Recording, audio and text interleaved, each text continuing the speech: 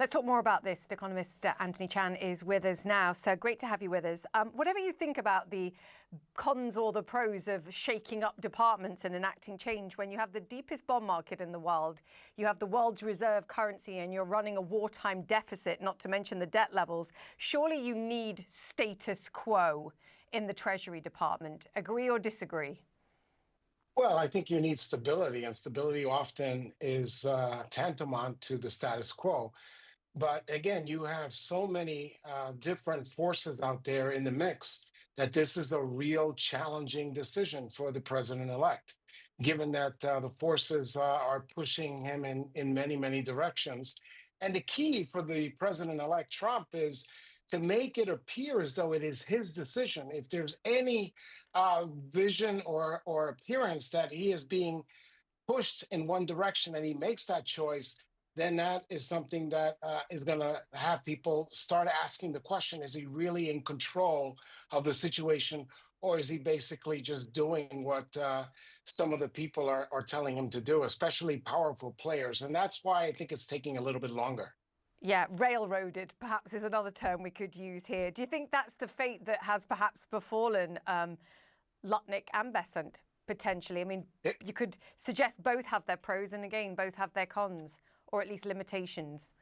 I agree. Both of them have some strong pros and some strong cons, but I think you're spot on. The fact that if the president-elect decided to pick Lutnick, which is the preferred candidate of Elon Musk, one of his biggest campaign donors, then it would appear as though as Elon Musk is running the show. And that's not something that I think the president-elect is going to tolerate. And at the same time, Scott Bessent is somebody that the president liked, worked well. He loved the way his television profile looked, his appearances. He's quoted, he said that many times. But again, does he want to antagonize his biggest donor? So it's one of those things where you want to keep your biggest donor happy, but at the same time, you don't want to give the appearance that they have too much power. So hence these new two candidates. I don't think it's a coincidence that both candidates are going out of their way to downplay the fact that they're in the running. They're not expressing any strong desires to have the job. They're not suggesting that they're pressuring in any way the president to choose them. I don't think any of that is a coincidence. Yeah, they've learned a lesson, perhaps, from others' experiences. Just on the surface, Mark Rowan of Apollo, which is obviously a big private equity giant here in the United States, the challenges that I can see first and foremost are stock ownership, perhaps, in Apollo, his own interests. He's a deal maker, and we know they have to sort of segregate. I guess one could suggest that Trump perhaps is an exception to some degree, so that might follow. But the ownership and assets and the control that he has in Apollo would be a challenge, at least personally for him, perhaps, to set aside to take this role. No, I agree, but it's not a challenge that is unsurmountable. I think that the Trump selection team certainly was aware of that, and they still are moving forward in that direction. But the other thing to keep in mind is that Kevin Warsh has experience. He was a Federal Reserve governor. He was almost in the running and almost the top choice of the president-elect to be the next, to be the Fed chairman. He, of course, ended up picking Jerome Powell. But later on, the president-elect even suggested that there was some buyer's remorse, that he regretted not picking Kevin Warsh. He likes him. He likes the way he looks. And again, he is somebody that would be friendly and acceptable to the financial markets.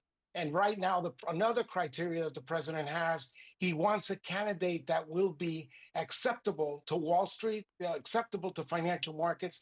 Remember, the president often measures his performance by how the stock market is doing. So he would like somebody that would be able to be friendly, be able to maneuver and be acceptable to Wall Street. So in no way can you say that the Treasury Secretary decision is going to hurt the stock market in any way. Yeah, and I think the president-elect knows that better than most and will protect that, I think, at all costs. Tennessee Senator Bill Hagerty, another name I think that's been sort of thrown into the mix potentially as well. To your point about ensuring that investors whether they're domestic or internationally, are comfortable with this decision? Are you basically saying whether it's sort of any now of the latter three, we can add in the senator too, would be a comfortable pick? Because certainly investors seemed a little bit unsure about Howard Lutnick. Well, yes, I think that that's going to be an important criteria. And that's why I would say that right now, the two leading contenders without being in the room has to be Kevin Warsh and Mark Rowan. Yeah. I think that the first two candidates, unfortunately, were impacted by that negative set of events, the knife fighting that you heard about. All those things were not to their advantage. And unfortunately, both of those two individuals are qualified, but unfortunately, they were victims of that situation, unfortunate situation. Yeah, park your ego at the door, because there's bigger ones awaiting.